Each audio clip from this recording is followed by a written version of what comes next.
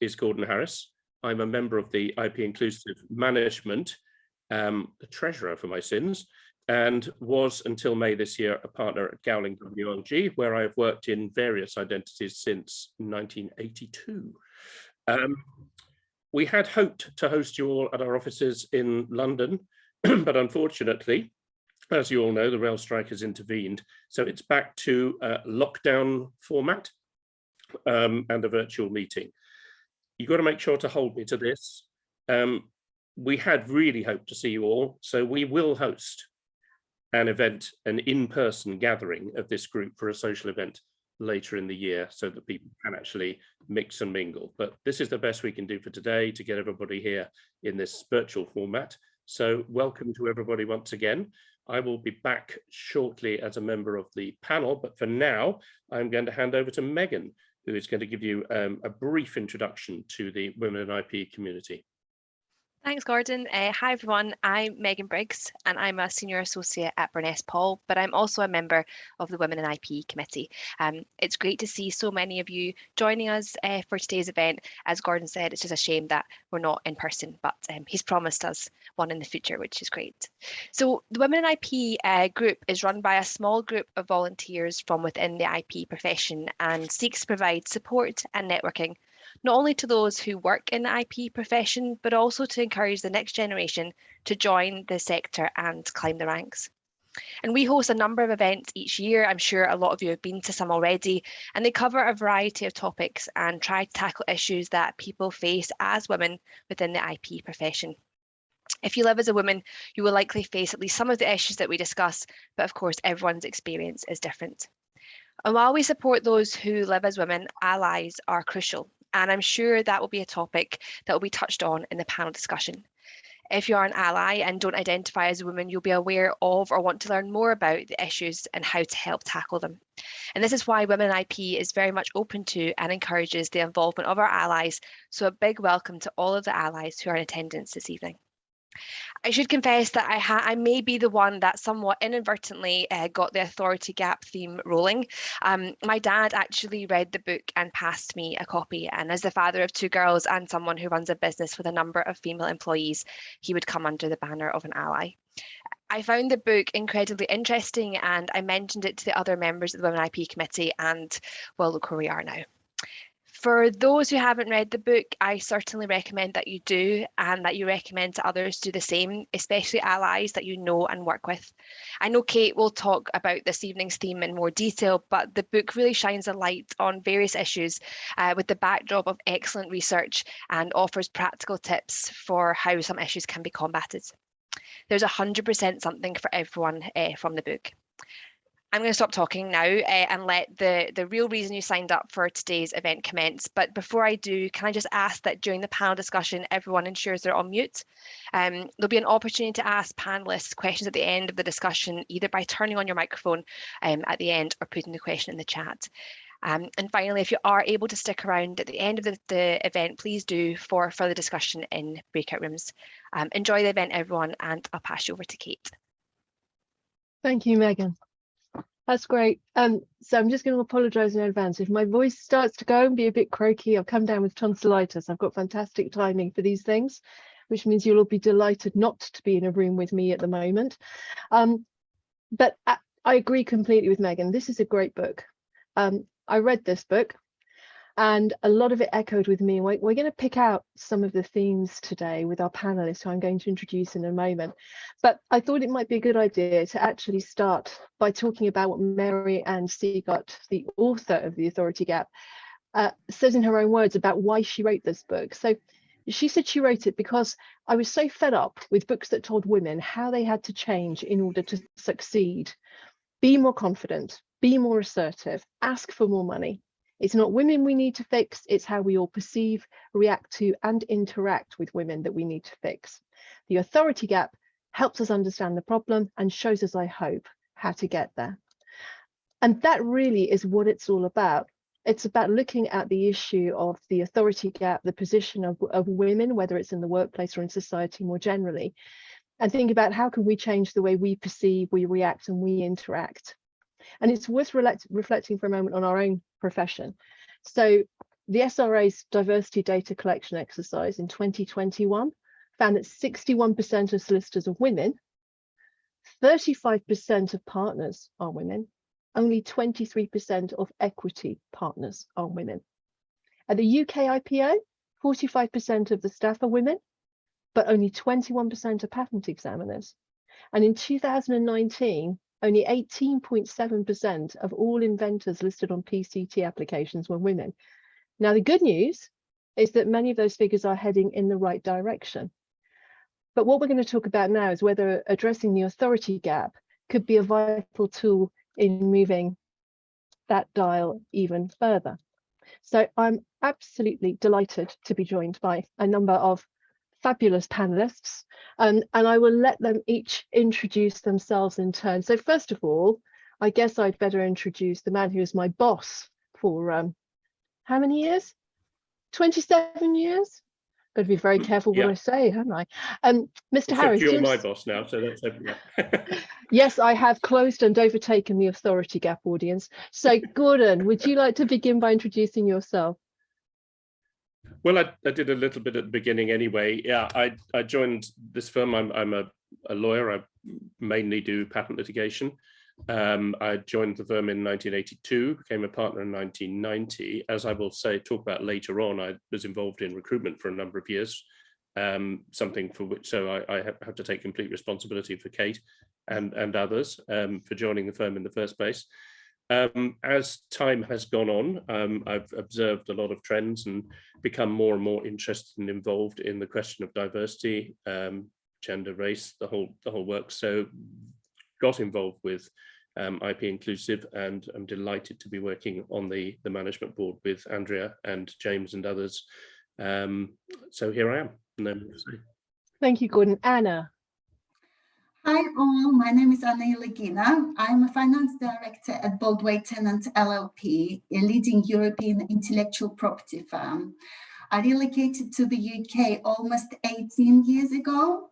I went to uni in the UK and qualified as an accountant in the UK. So I always like to say that I spent all of my adult life in the UK.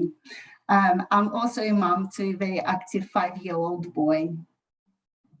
Excellent. Well, that's definitely going to keep you busy. Sadia. Thanks, Kate. Hi, everyone. I'm Sadia Salam. I'm an executive coach, an inclusion facilitator, and I'm a recovering lawyer. So I started life as a corporate lawyer many years ago, and I had a decade in private practice.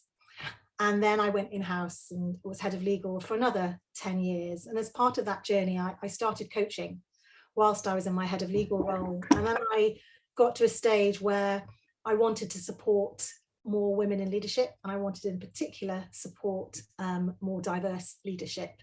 So now I support women and ethnically diverse leaders to get promoted into senior roles and actually stay there as well, to support them to stay there. And I work with the majority groups to help create an inclusive culture, which I believe is the key to retaining diverse talent. And it's great to be here today. Thank you. Thanks, Sadia. And last but definitely not least, James. Hi, I'm James St. Ville. I'm a barrister at 8 New Square. I specialise in intellectual property. I've taken an interest in diversity for quite some time now. I'm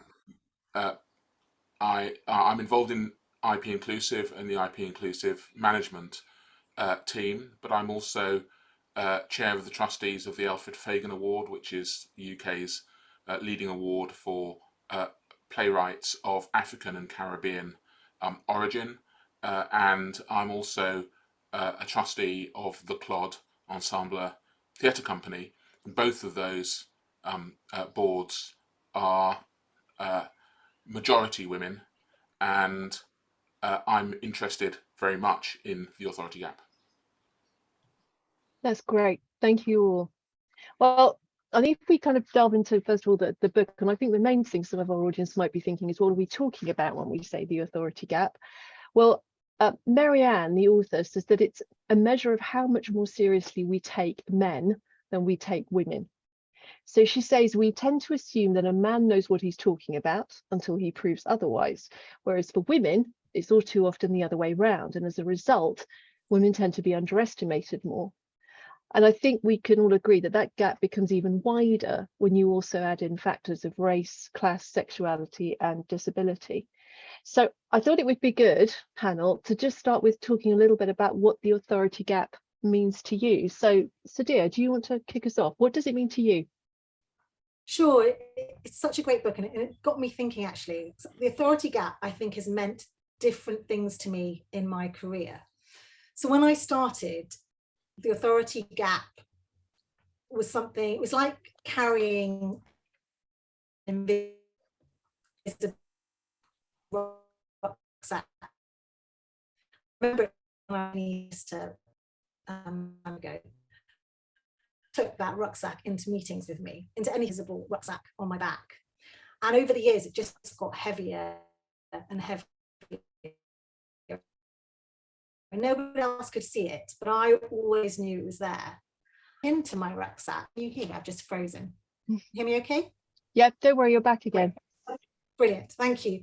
So I had to dip into this rucksack every time I walked into a meeting, because I always used to know that I had to introduce myself, say my name correctly, say who I was, how much experience I had, and mention when I was a qualified lawyer and how many years I'd been there, with my title, with my experience, and why I was at that meeting. There was always something that I had to say. And I learned that very quickly. And I noticed that others didn't have to do it. But in order for me to have a good meeting, it's what I needed to do. So I learned these things very quickly, and I just kept putting them in my rucksack. And so my rucksack got bigger and bigger, because there's always something I needed to do whenever I did anything work-wise. So you were very conscious then you had to put out there your qualifications and your right to be in the room. Yeah. And before anything else. Yeah, and I remember being asked in meetings, why are you here? Or I go out to dinners, client dinners, and people go, who are you and why are you here? Because a lot of people would see my name and then they'd hear me speak, but they didn't put the two and two together. So they would think Sadia was somebody else. And I don't know who they thought Sadia was. But then I would turn up and they go, who's Sadia? It's like, that's me. So I was always very conscious of this, just because of my experience. And then it got to a stage when that rucksack was just too heavy and it was taking the fun out of everything. And so I decided I need to change something. And I think just getting more senior really helped. That was just a changing point. And then I thought of the authority gap in a very different way. It became much more of an opportunity, because I got tired of wearing that rucksack and I just got tired of it. So I decided not to wear it anymore. And I decided to be me and focus on me and focus on everybody in that meeting, not just the ones who questioned who I was and how experienced I was. And by doing that, I met a new community. I met another community of allies, of people that did support women, that actually supported me in meetings. And I remember my old CEO, when I was in house, he was awesome. We'd attend meetings together and he would say, this is Sadia, she's our head of legal, she's awesome. And that immediately, in the room, that was it. I was on the same level playing field as anybody else, but I did need help. And I realized that it wasn't all on my shoulders, and I did need help and support. So narrowing that authority gap wasn't just my invisible problem anymore. It was, I had a group, I had a new group of people to help. I felt freer to lead in the way that I wanted to lead. And I could see much more of the opportunities involved in narrowing it. So that's what it meant to me over my 20 odd years. Gordon, what about you? What about from the perspective of, being the man in charge? I mean, have you seen it at play? Let me look at it in two different ways. One, from when I was very junior and not really in charge at all, but something I perceived, and then something that happened a little bit later on, or things that happened a bit later on. I joined the firm, as I told you, in 1982 as a trainee, and during that period of my training contract, we made our first woman partner as a firm. Hurrah! Everything's going in the right direction, except that the first management job that she was given was to be put in charge of the catering in the kitchen. So she had to choose the menus for dinners and the sandwich fillings and what have you. I mean, you can't make this stuff up, really. And she's gone on to become a hugely recognized name, and I'm not going to name her for obvious reasons in the intellectual property world. at other firms, unsurprisingly, perhaps in the light of that start. But it was a real wake up to me that something was, something was wrong. That this was a very strange thing to happen. If we're still chatting later, I'll tell you about the spectacular revenge she took on the partnership through that role. But anyway, so then move on a few years, and I become a partner in 1990. And around that time, 89 to 95, I was in charge of our trainee recruitment. We were recruiting between 20 and 25 trainees a year. And I used to travel the length and breadth of the country attending university career fairs. And year on year, we took an average of around 55 to 60% women into the team, which pretty much accords with the statistics that Kate gave you earlier about the number of solicitors on the roll, as it were. And frankly, this was because they were better. There was no element of positive discrimination. If there was any positive discrimination, it was actually in favor of the men, because that percentage could have been materially higher. We made some allowance for the lack of maturity in a lot of the male candidates at that stage. So then what? Well, during the 2000s, when the 89 to 95 intake should have been reaching partnership, the percentage of women in the partnership was a fraction, and not a big fraction, of the 60% input we had. I'm not going to name it, it's almost too embarrassing.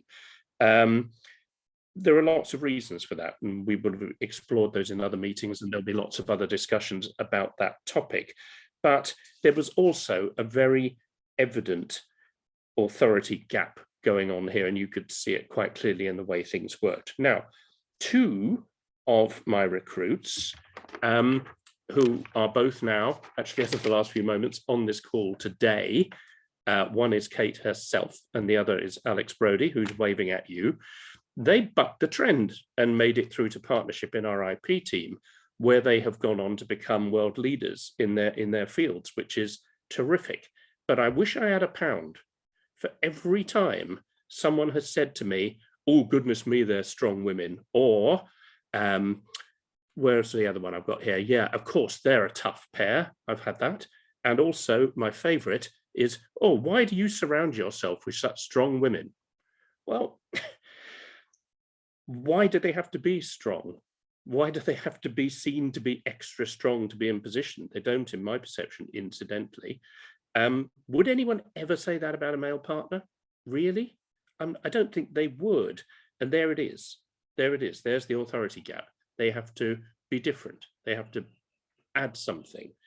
I don't think anyone would suggest putting either of them in charge of the catering. So maybe we've moved on a little way from 1982, but not that far, sadly. So to me, I still see a big authority gap, but we're working on it.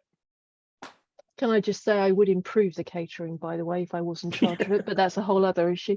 I mean, it's interesting when you look at kind of experiences of the authority gap, and I'm sure when you start to talk about it, everyone in this call can think of occasion. It's from the little things, like making a suggestion in a meeting, and it's kind of glossed over, and then having a man in the room make the same suggestion, and somebody will say, well, what a great idea. I've had that happen more times than I can count. What about you, Anna? What's your experience? Yeah, I will tell you. I will give you some examples of the authority gap. However, I could have given you probably more than that, but we will run out of time. So I will focus on two. Before that, I do want to say that the gap, the authority gap, narrows down once you do get to a good position. Very true.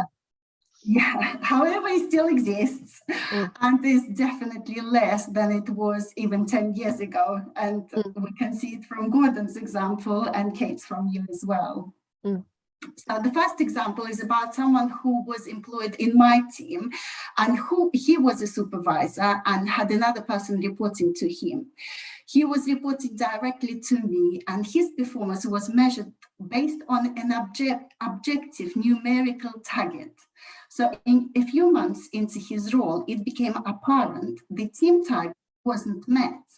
So I questioned that with him, and his reaction was that the target I set up was incorrect and unachievable. Absolutely, anyone can question the way we work, including targets, and I always encourage this in my team, as this is how we improve and make things better. However, in this case, the target was working for a number of years, and on average was 99.9% accurate, so very, very accurate. This employee never questioned his performance. He never asked what he can do better or where he can improve. He never come up with any other suggestions except the fact that the target had to be reduced. So it was someone else's fault, but not his. And in addition to that, he approached the person I was reporting to say that I was wrong in setting the target that high. So he went behind my back. So I had to prove that the target was achievable, which I did, hence I know that it is 99% accurate. So a question arises whether this employee would do what he did if I was a man, or if I didn't have an accent, or if I was older than him, or maybe all of the above. Yeah, I think that's a very good point, Anna. You know, if the position was changed, what would have played through? But what about you, James? What have you seen? Obviously, you're in a slightly different area of the profession. Where have you witnessed the authority gap at play? I'd like to start with an example that Marianne Seagart gave me in chapter 3 of her book. As I was reading through this book, there were lots of things that I recognised from several directions. First of all, I think there are parallels for people of colour, and there are parallels and examples that women of colour, who I talked about these things, have given me. But the one thing that really stuck in my mind when I started to talk to people about this book, when I was partway through it, was her example of an app called Woman Interrupted, which apparently you can set it up on a mobile phone. You can set it going in a meeting, and it will measure, listen for female voices at being talked over by male voices. And that's a kind of striking image in itself. And then you can see how often that happens in meetings, and that really got me thinking and paying attention to what was going on in meetings that I was taking part in, both in the legal context and outside the legal context. And my eyes were opened as to just how often it would happen. So that's an example, but I think it's also an example of something that Marianne Seagart talks about, which is how you need to open your mind, your eyes and your ears to these things going on. I think that's very, very striking, that the many other examples she gives of different behaviors, different ways organizations work, but when you look around you, you can discern it happening around you all the time. I've certainly, at board meetings, for instance, asked the question whether there's anything to be heard from the people who've been silent around the table. Including, the first time I did it, the female board member who was sitting one to the right saying, I can absolutely speak on my own behalf, and then came a good 5 or 10 minutes contribution from somebody who'd been silent around the table. And I'm yet to have that conversation as to whether that was the right thing or not to do. But I think it's worth us all listening and trying to respond in that way. Because it is, so much of it, I do think is subconscious. I think people aren't aware that they're doing it. There was one particular example that really stood out to me in the book, which is when she said that when parents were asked to estimate the IQs of their sons and their daughters, they overestimated the IQs of their sons and they underestimated the IQs of their daughters. If anybody's met my son, I don't think it's possible to actually overestimate his IQ, but then he's a 17-year-old and he's going through a tricky phase. But what really struck me was how it's ingrained, that example of, that, and is this something that's there in us from childhood? Is it the behaviors that we all learn, men and women, not just a female thing, but men and women, in terms of how we allocate roles, how we perceive intelligence? Sadia, what do you think? I agree. I think it is something that we're all born into, this authority gap that exists, and our parents are the same, and it's the family dynamic. If you remember your family parties and your family meals, you know, who is the one that carves the meat, that does the toast, that talks about, you know, at the table, who's the loudest at the table? It wasn't my mum. My mum was definitely the leader of the house. We were scared of her the most, but actually it was Dad was the one who went out to work. My mum worked full time too, but I saw my dad go out to work and come back and not do much more, as I saw my mum go out to work. And actually my vision of mum was to do all the house stuff, because she did all the house stuff and she looked after us. And it's our vision of and our view of who's in leadership. What does leadership mean? When we think of a CEO, who is a CEO? I hear so many people say, oh, who is the CEO? What's his name? I don't hear what's her name. I don't know whether the CEO is a man or a woman. So I think it does start with childhood and what we see around us. And I know Marianne Seacart in her book, she talks about journalists. You know, who are the journalists that you see? Who do we see in the media? Who do we see in the papers? And what are the headlines? When we talk about male leaders, what are the headlines for male leaders? They're very different. We always talk about visibility and what a female leader is wearing and what she's like, in a very different way to we talk about male leaders. So it just becomes, that's part of the conversations that we have. We are just taught to see men and women in different ways, and men as leaders in more power and women not so much. And that is just something we keep seeing. And then we get to a point where it feels a little bit too hard, because you get into the working world, because I always think organizations are just a microorganism of the actual world that we live in. They're just a micro. And you go into organizations and you're so focused on your career and yourself not messing up and doing a bad job, whatever your career is. It's all about the level of hardness. It's pretty hard to go in each day, do a great job, do all your workload and not do much more than that. And so this kind of gender parity and making an inclusive organization, we all feel it's another thing on the to-do list. So the authority gap is another thing on the to-do list. And it's hard. It's hard to narrow it. So we move away from it. And I think what we need to do is see it differently. That the authority gap is an opportunity, something we can incorporate into our daily lives, not as an additional thing on the to-do list, and just view it differently. So it's how I show up each day. Who am I when I go into a meeting? Do I want everybody to have a voice? Do I want it to be a fun meeting, a joyful meeting, not just focused on the goal of that meeting, but look at the whole room, ask people for their views. And when people repeat your view, just say, thank you for repeating that. Sometimes I think people don't hear me when you've been spoken over 5 times. You can say things, you can make it. It's not judgmental, but it's like, thank you for repeating. And when somebody does do that for you, thank them afterwards. So they do it again and you do it for others. So whatever you want to see in that meeting, you role model it. You be that change. Yeah. I think each of us have to be much more intentional about it and start with ourselves. Yeah, and also, I've worked on a number of promotions and business cases over the years, and I find it very interesting how a lot of women approach it in a very different way to the men. And I'll turn to Gordon on this one in a moment, because one thing I've observed is that when a woman's promoting herself and writing about herself, she doesn't.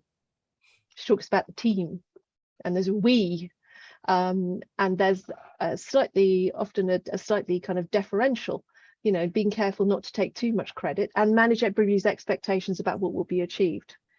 Whereas the men are more likely, with that authority and with feeling that confidence, to actually talk about the I, the me, and to promote themselves over and above, which actually is the right thing to do if it's your promotion. But have you seen that too, Gordon, in your years?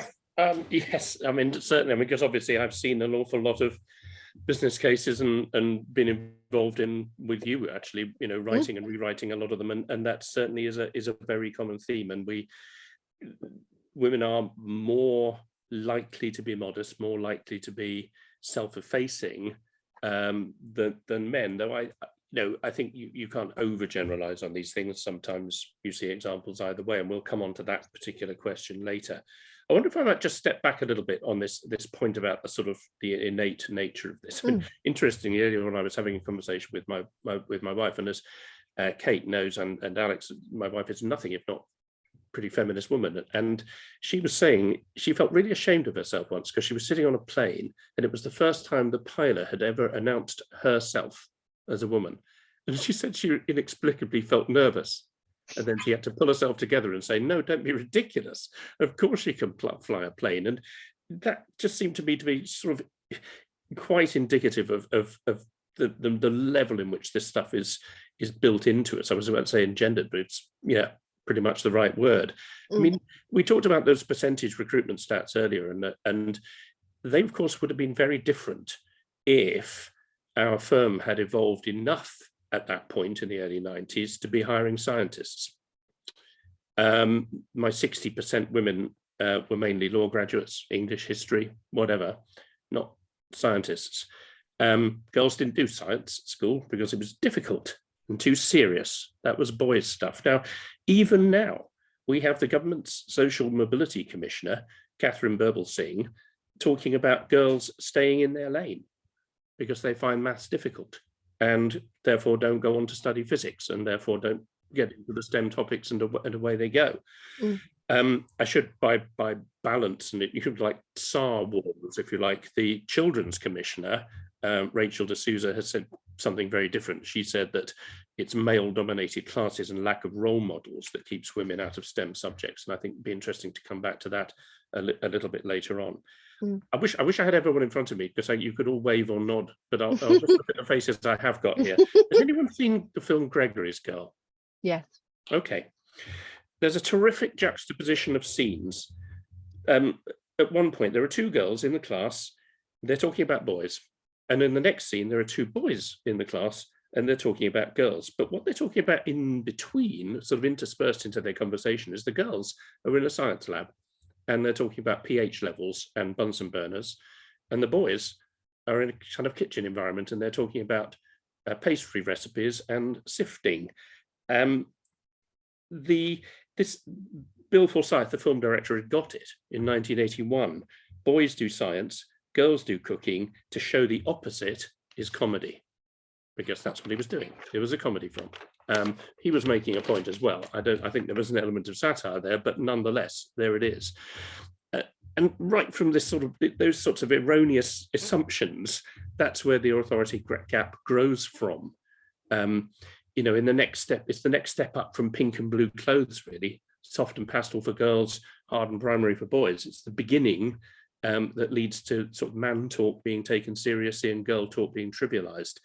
I don't want to anticipate the next point, but I'm also old enough, sadly perhaps, to remember Margaret Thatcher. And she was described by her press secretary as more of a man than any of the cabinet. There were no other women in the cabinet. I mean, what an extraordinary thing to say. And what a terrible indication of what it took to get our first woman prime minister on board, whatever you may think of her. There it is. So she also incidentally had voice coaching to deepen her voice. So she sounded more masculine. I mean, how pathetic is this? Anyway. So question for Anna, actually, because Gordon raises a very good point there. Do women sometimes, do we not help ourselves with the authority gap? Do we sometimes cause part of the problem? I really do think we do cause some of the problems. And I think, just to answer that question as well, I wanted to do just a small experiment. And I'm just going to read this from Marianne's book. And I would like the audience to think of an answer to this statement. So, a father and the son are in a car accident. The father dies. The son is taken to a hospital. The attending surgeon says, "I cannot operate on this boy. He is my son." How is this possible? So some of the answers that people have come up with is that the adoptive father is the surgeon and the one who dies is a biological father. But the correct answer is very simple. The surgeon was the boy's mother. But we, because of our unconscious bias, we don't even come to think about it. And people who even have mothers as doctors still get this question wrong. So we all, and I'm sure people in the audience probably got this question wrong. So it just shows that we all have these unconscious biases, and it does affect how we behave and how we respond. So, but it comes from because when we come to work or watch TV or listen to the radio or read magazines, so men are associated with high status, leadership, and competency. And that's our unconscious brain that is going to learn. So if we grow up and didn't see other women taking high-profile roles, it's difficult for us to associate a man in a woman in a high position. But the good news is that we can train our brains, that these are just biases, and by noticing them, that's how we can get them corrected. And like Gordon said, we do need to see more scientists, more accountants, more lawyers and politicians, so that our brain can learn that this is normal, and we can move on and get women on board. But women do contribute to the authority gap because the women are also biased against other women. Sometimes women at the top think that it is enough to have just one woman at the top. And I personally have come across that in my career, and probably this happens because they see other women as competitors. And the women who are guilty of this usually have suffered bad sexism towards them, whereas men usually support each other, and it's just because the way they are brought up. So some women start behaving like men, and then they get voice coaching, they start dressing in a different way, so that's perceived to be one of men, which doesn't help. And to some extent, I'm guilty of that as well, where I have said before, very, very long time ago, I'm not like other women, I want to have a career. And for that, I was criticized by another woman. So once I dropped off my son at the nursery when he was around 7 months old, one of the moms asked me to go for a coffee. I declined, and I said that I was going to work. Her response was, "Ah, poor you." I didn't know what to say to that. Yeah, I found I just avoided the school playground, Anna. That's what I did. I once heard a mother talking about me as, "Oh, she's the absent one." Oh, great. But I just like to say that it's not always the case. No. And there are some women who are very supportive, hooray. And like having a negative experience, I have had, I'm very grateful for some of the women who I did meet throughout the career who were very supportive and encouraged to have a career. Yeah. So we need more of those. James, are you seeing things shift on that front? Because I do remember a time, certainly when I first came into the profession, where there were more women. I certainly worked for a couple of women who were probably as hard, if not tougher on me than some of the guys. And there was very much a, well, I had a rough time getting here. You know, it's the whole Monty Python, I had to eat gravel, so why shouldn't you? But I don't know. I mean, my perception personally is I think the dial has changed on that. I think there are far more women now lifting other women up, and also men. But what do you think? I think it's very dangerous to generalize about women in the past. One of my first pupil supervisor was Mary Victoria, and she wasn't like that at all, despite the hard things that she had to go to. The first member of Chambers to take me out was on my first day to take me to dinner with her husband Fiona Clark, and she's fought a hard fight throughout a long and very important career. And of course, both of those women have edited our law reports, the RPCs and the Fleet Street reports, and so on. But there's more to the attitudes we take on. To come straight back to your question, more than a year ago, we sought to persuade Dame Floella Benjamin to become the patron of the Alfred Fagan Awards, and I went to see her in the House of Lords. And at the end of our meeting, she said to me, "James, have you remembered your rucksack?" I thought, I'm sure I didn't bring my rucksack because why would I bring a bag? And I was confused. No, she said, "James, your rucksack." I'm not sure I've got one. She said, "With the paving stones." What do you mean? We've always got to have a rucksack with paving stones for the people who come after us.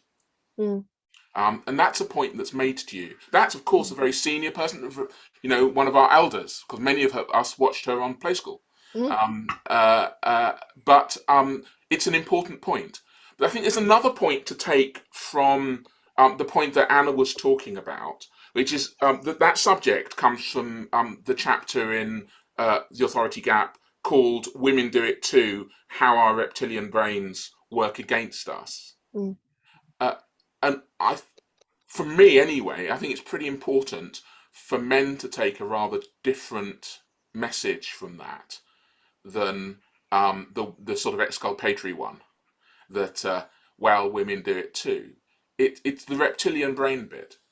It's that it happening to everyone because we have this pattern matching brain that takes the way the world was and tries to make us interpret the world we see in the same way. So the lesson I take from that is it's true that on occasion maybe women see the same effects, and I think Marianne Seagart gives an example of a surgeon, a female surgeon, who couldn't work out that conundrum that Anna gave, and then beat herself up about it afterwards.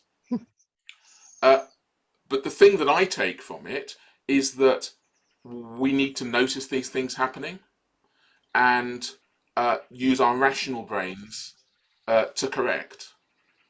One of the things that I found most striking about it being suggested to me that I should read this book, which was by Andrea Brewster, and then talking to her about it and talking to other women about it. For instance, there was a Women in IP coffee morning, was the number of people who said their first reaction to this book was anger.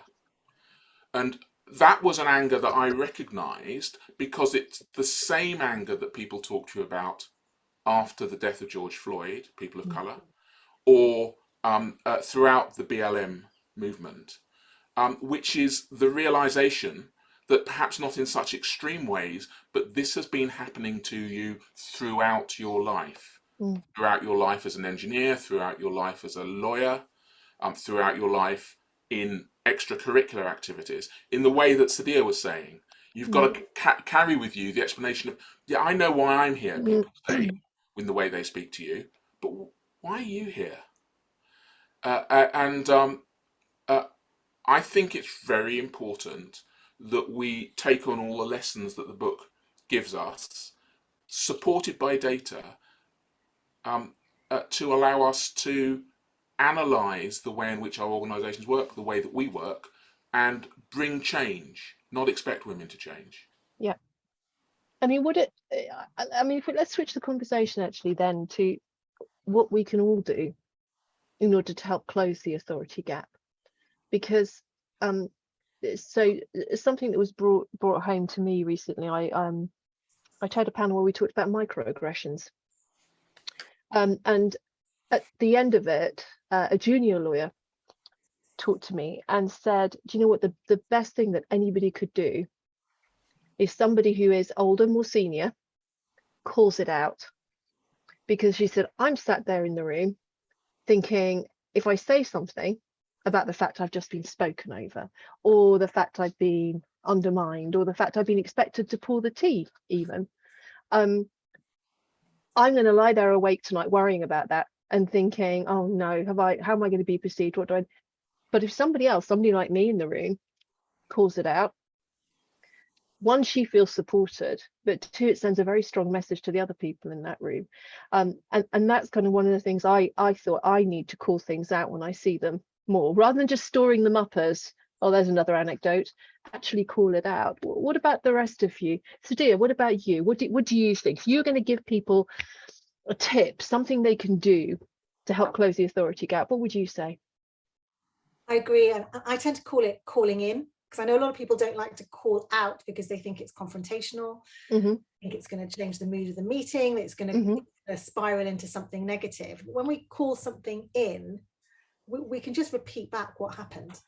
Oh, I just heard this, what did you mean by that? With microaggressions, because I do a lot of microaggressions. It's just, this is what I heard, what did you mean by it? Or, oh, I'm noticing that I'm not hearing much from so-and-so, or I'm hearing lots, we're interrupting each other. Let's just, so that we give everybody the room to speak, let's all, and just suggest something different. So just suggest something, I think is really good. But I think my top tip really is to really start with yourself. We all need to be active allies for underrepresented groups, be that gender, race, disability, sexual orientation, whatever it might be. If we all turn up as active allies, it means we understand and we empathize with others and we take on their struggles as our own, whatever those struggles are. And it means we have to therefore understand the struggles of others. It means we have to own them, and it means we have to self-educate and understand where we are on our journey. Understand, are we comfortable calling in things or calling out things? Are we comfortable standing up for others? And if we're not, look at why we're not. What's going on for us? Exactly as James said, what's going on in our brains, in our thoughts? Are we using our rational mind or our emotional mind? What's going on for us? We have to start with ourselves, because we all need to be allies in order to have inclusion for everyone. Yeah. It's the same skill set. And I would really start there as individuals and be intentional about it. What is the active thing that I am going to do?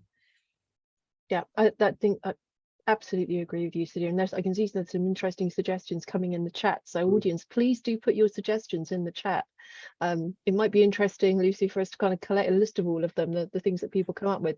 So one thing we've done in our team is we've said to everybody as part of your appraisal, you need to have an objective that is about diversity and inclusion. How are you going to further diversity and inclusion in our team, in our firm? What are you going to do personally? And I have to say, the team's come back with some fantastic suggestions. Everything from wanting to get more involved in analysing the data. So people are very good at that, more skilled at Excel spreadsheets than me.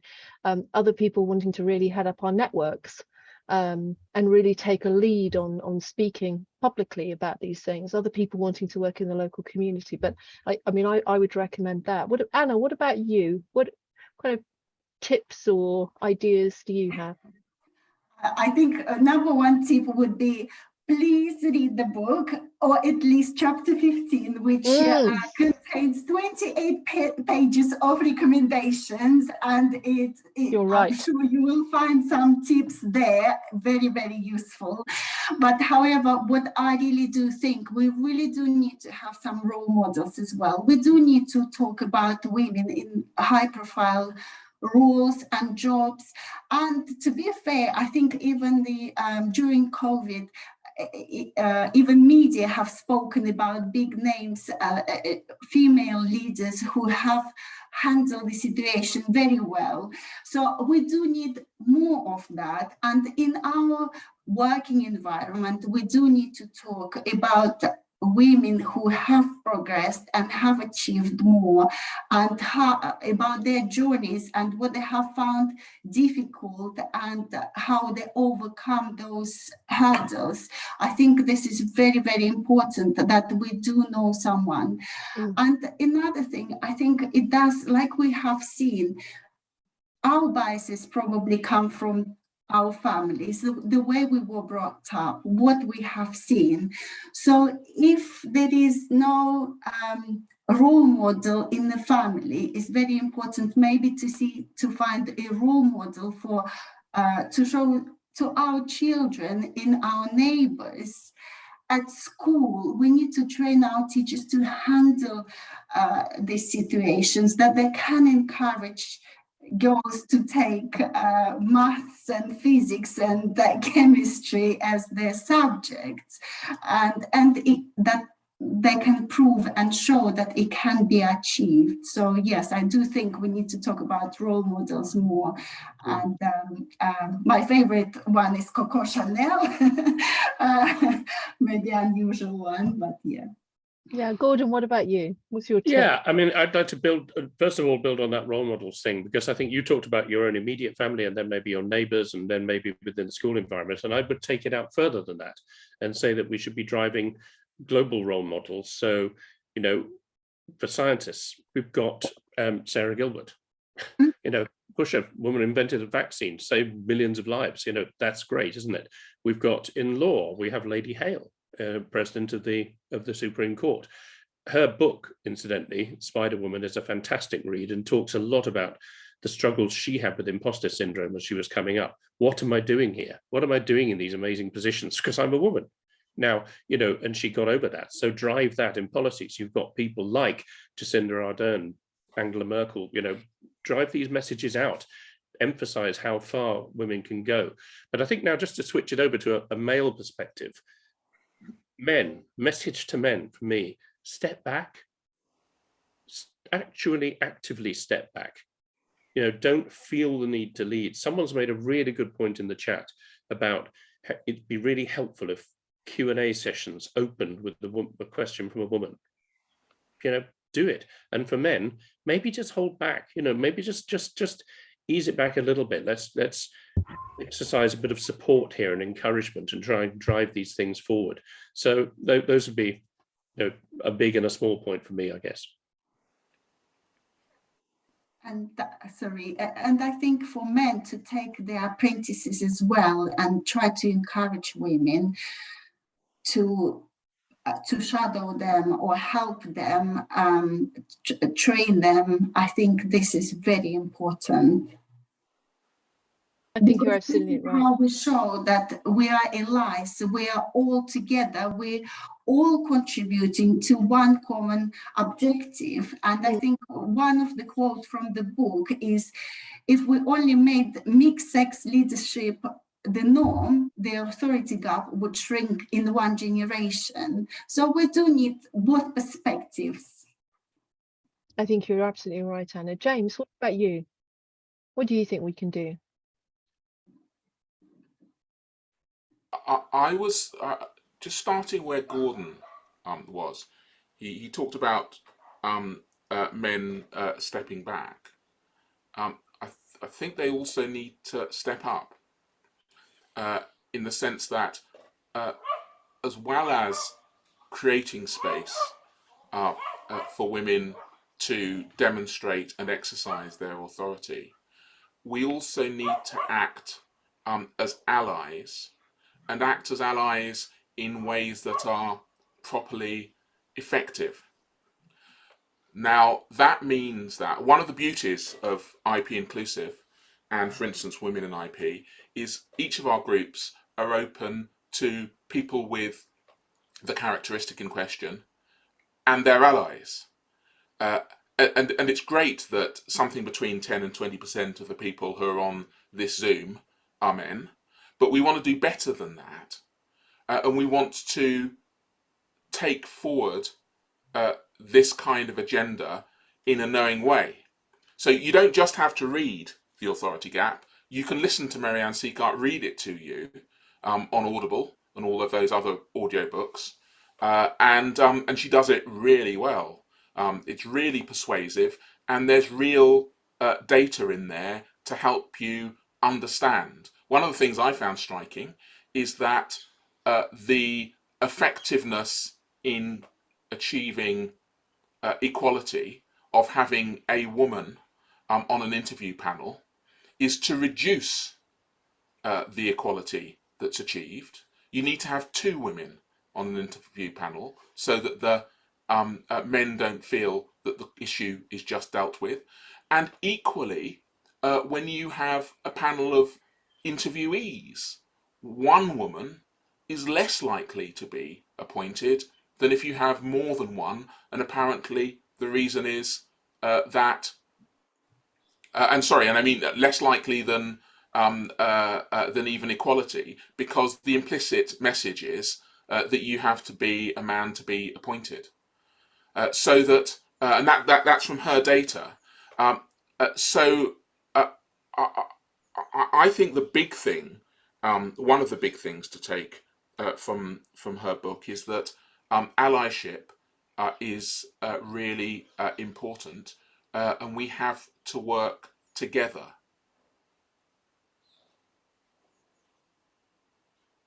And do you think that we can, I mean, a lot of you have talked about role models, and about how we can use role models more effectively, whether it's to speak up, whether it's to hold up the people who really are achieving. As what can we do though as well to kind of support those who are less confident, who are struggling with imposter syndrome, or who perhaps whose reaction to the suggestion of a promotion or going forward is, oh no, not for me.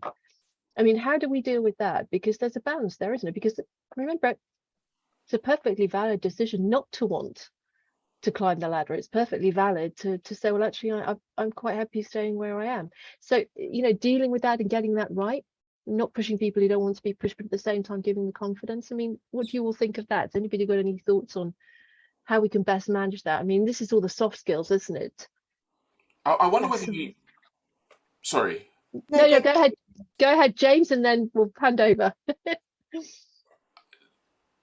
I wonder whether listening is important.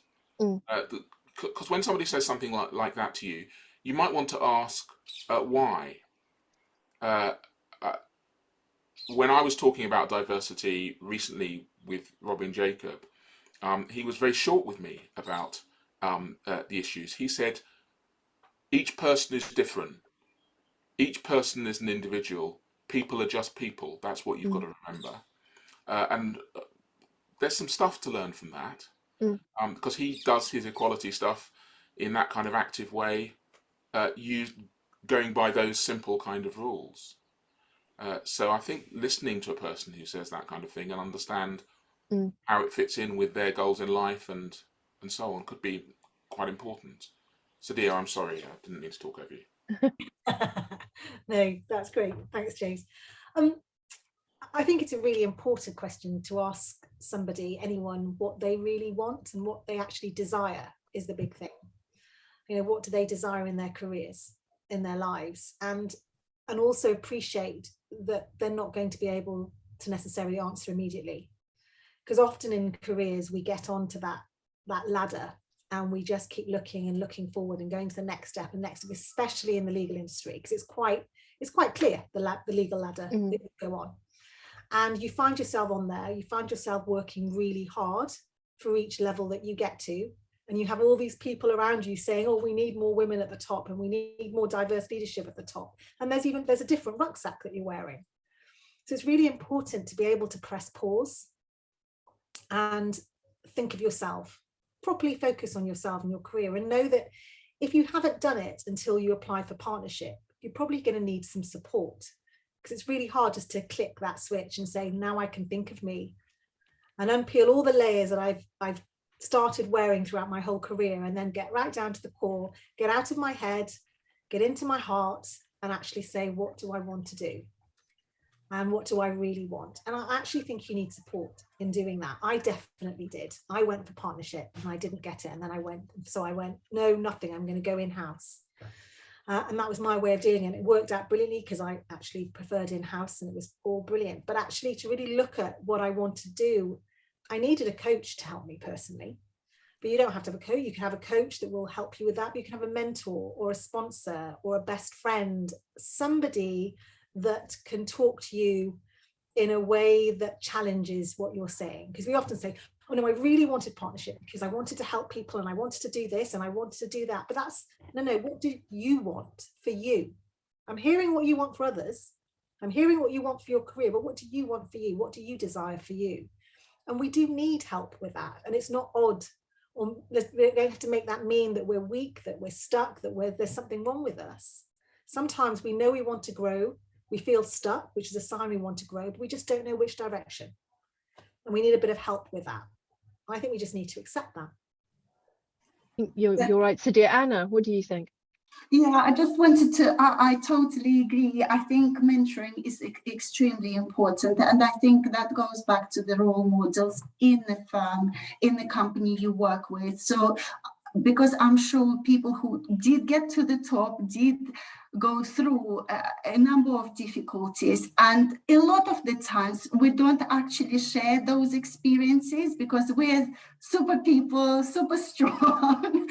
And we sometimes acknowledging our weaknesses is not perceived as a good thing. So, but it's nice to have that mentor who will talk to you openly and tell you that they have come across these difficulties as well. And another thing I really would like to say is that if we do want to promote someone, and people just say to us, oh no, that's not for me, I do think we need to sit down with them and we need to remind them of their achievements. So we are not just saying to them, go for it. We really truly believe that they can do well in those roles. And I think to remind people why they got to those roles is extremely important. Yes, I agree. Gordon? Do you have any points to add on that? Yeah, I mean, obviously very much in tune with the mentoring. As you know, that's something that in another part of IP Inclusive in Careers and Ideas, that's something which I've become involved with and found in, pardon me, remarkably rewarding from a mentor's perspective, but also seen the benefit to the subjects because you can build that confidence. I one particular individual, I had a brilliant female scientist who just wasn't getting anywhere, and she just was not putting herself forward in the way that she should. She just wasn't getting it really, that she was sitting on qualifications to die for. And I'm absolutely delighted to say that she's now got a training contract position as a trainee patent attorney starting later this year. And I would love to think that I maybe had helped there by just building her up and giving her that little bit of additional confidence to say, yeah, I'm entitled to this. I belong in this place. I'm going to go out there and show people that I belong there. And so I think women and allies can equally help by mentoring and supporting. And I think that's one of the most practical ways that we can all help. Absolutely. Lucy, I'm conscious there's been lots of messages flowing in and out of the chat. Would you like to raise any of the questions that people have put in there? Yes, definitely. The chat's been really good, actually. I'm going to read, there's questions which I'll start with, but then there's also a bit of discussion which I thought could lead to the panelists also talking about it. But I will start with one question, which was, when women observe the authority gap in action, how do they call it out without being accused of either being too sensitive or emotional or aggressive and bolshy? Well, first of all, I think we should reclaim the words bolshy and bossy. I really do. I think they're great words. I'm very proud to be bossy and bolshy. I think actually is to well, this is certainly my approach, is not really to be bothered about whether anybody thinks that about me. I quite frankly don't care. It's about doing the right thing, and it's about, sticking up for the people who are coming through and the other people in the room who don't feel able to voice that. And I certainly think even more so if you are a more senior person in the room, you're a more confident person in the room, you can make a huge difference by being bossy and bolshy.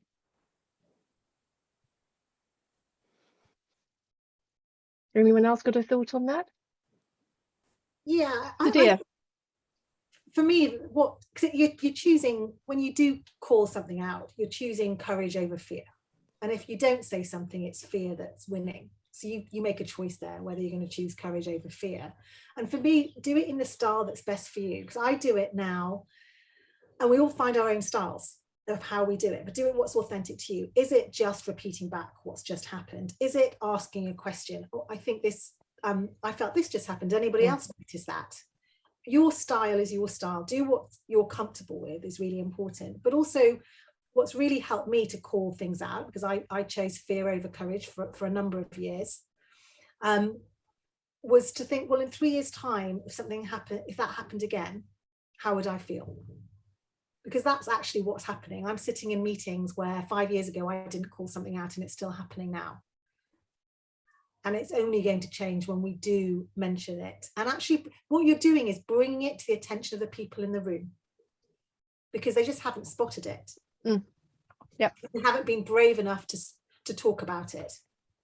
It's not about the label that you can give yourself. It's about giving that gift of awareness to everybody in that room. And I have to say, I don't know about you, Sadir, but 9 times out of 10, the reaction I've had is just like, oh, actually, I'm really sorry. Didn't realize I'd done that. You know, I wasn't aware of it. It's very rare I've had anybody turn around and take issue with it. I think if you put it in the right way, just clearly and call it, then people usually respond very positively.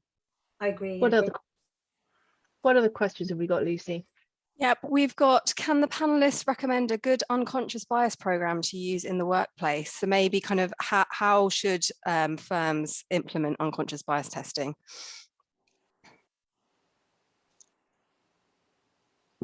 We've had that one. Yeah, I think it's a tricky one. We've had a number of kind of training, external bodies come in to do training on the unconscious bias, and some of them have been very good, and some of them have been, I thought, pretty awful.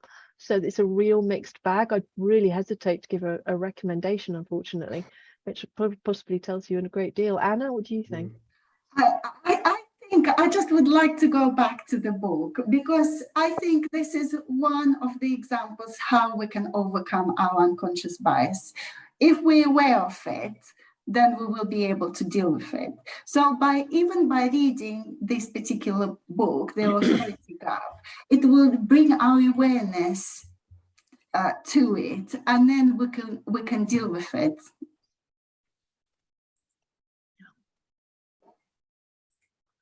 Sadia. On unconscious bias, I think it's important for us, and I agree with Anna and Kate, actually. I think it's really important for us to get to know what our unconscious bias is. I'm all for that. I'm not all for the training. I think the 2 types of training I think are better is on how to be an ally. I think allyship training is more important and better, because it's more about actions and being proactive. In order to be proactive, you've got to look at your biases. So it's specific to you. It will uncover your biases. And the other thing that I see is really successful in organizations is having more focus groups. So I often do focus groups where I talk to the women, or I talk to the ethnic minority lawyers, and really find out what's working for them and what's not working, specifically to their experience within their organization.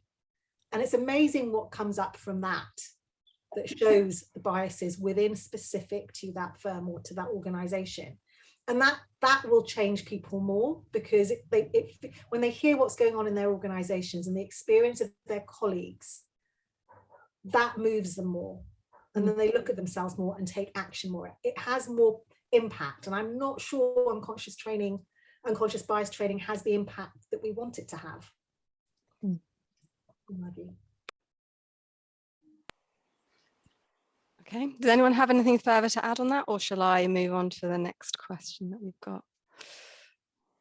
Okay, so someone has said that one idea they've heard of was at the start of every appraisal, a list of the most well-recognized unconscious biases are read out loud, just to bring to the top of the mind before getting into the appraisal. Do you have any more tips for making appraisals or career progression a more level playing field for all?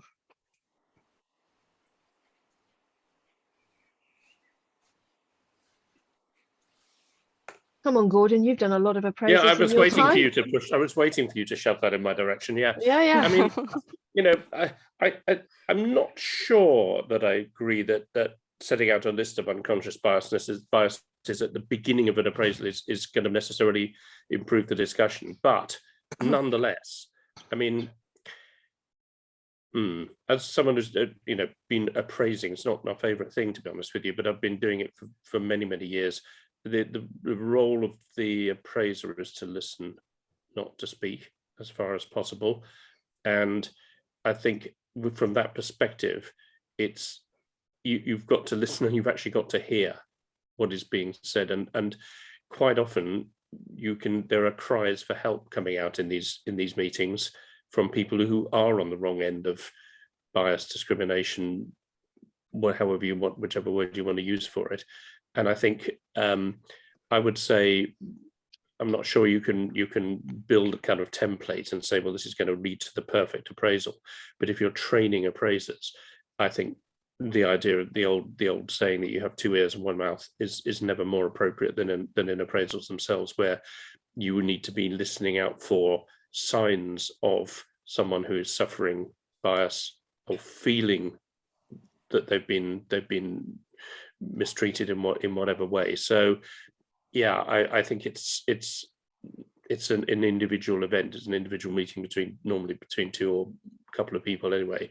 And I think that the key thing is to allow people to make sure you create an environment in which people can actually say what they're feeling and what's troubling them. Because if you don't do that, if you just talk at them, and I have seen that happen, then nobody's going to learn anything, and the bias and the prejudice will be continued. I think also part of it, in going back to kind of making that atmosphere, so having discussions, talking about the fact that you recognize that that microaggressions exist, that there is unconscious bias. I think opening that up and talking about it, I think, is also tremendously powerful. Having events like this, I think, is extremely important. Okay, thank you. And one that probably could go on for much longer than we've got time for, but I will just mention it quickly, is, has the increased use of video conference meetings changed the dynamic at all? Yes, it has. And you can see why in the way this is conducted. People are more respectful in a video conference because it's much harder to talk over someone. Also, little side messages can be sent to remind you about things. As someone who's chaired a number of meetings, and you're running around the room or around the screen trying to listen to people, and then inadvertently you've missed someone off, and someone sends you a little one-to-one chat and says, don't forget X, don't forget Y. And then you go, oh crikey, yes I did.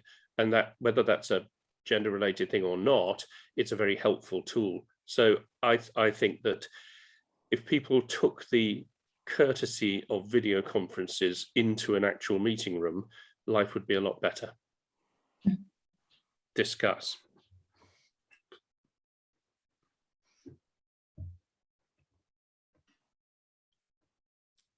I think also it's been quite interesting, James. I'm sorry, I'm interrupting you now. It's been quite interesting because whether you identify as male or female, we've all been in that home environment. So everybody's had the cat walk across the screen, or the child. Gordon's had the cat walk across the screen a lot, I can tell you that. Or the children come in, or the other phone's going off, or Amazon delivery arrives. And I think that was a good thing. I think we were all, I mean, it's the only time in my lifetime where I can say that globally we were all experiencing the same thing. It might have had different impacts, but the actual external event was the same. I mean, I hope it's the only time in my lifetime I will experience that. But I think that did have an impact. And then this manner of communication.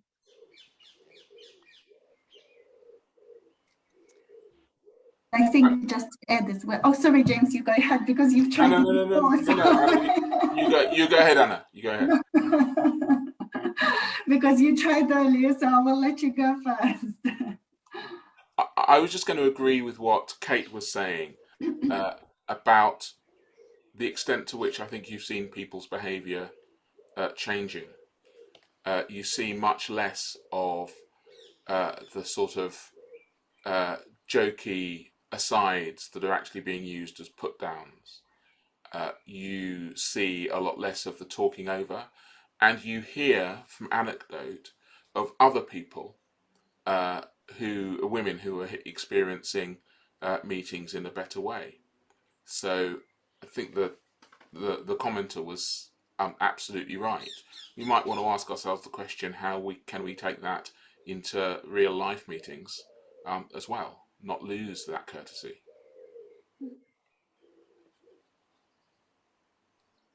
And I think it's just the use of the technology can really, really help us as well. James has mentioned that app that measures if women are being interrupted during meetings, and this is something that can be used during live meetings just to see if we do have an issue with any particular areas. So the fact that people are aware of that, the technology is definitely to follow to tackle those areas.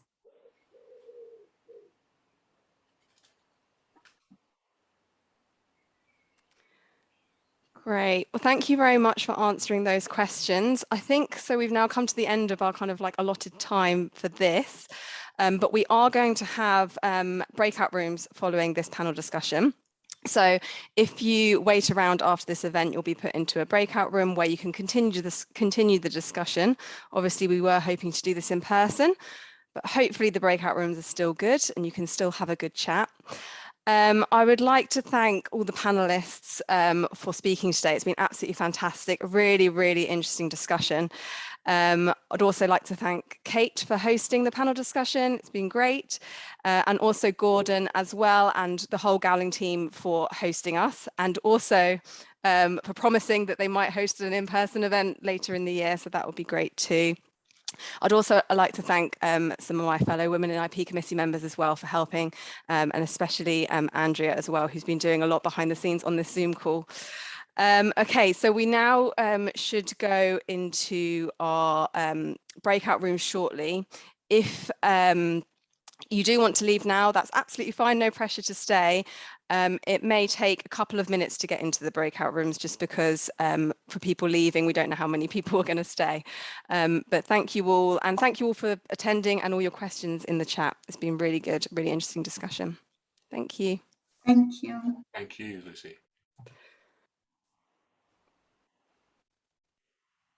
Yeah, thanks. Thank you to everyone involved, and a reiteration for those who are remaining that we will host something later in the year. Absolutely promise, because it would be so lovely to see people in person.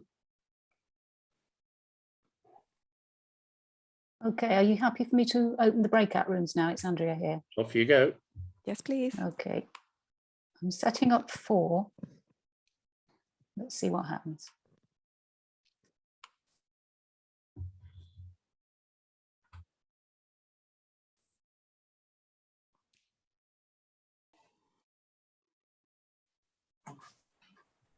Hi, there's 4 of us.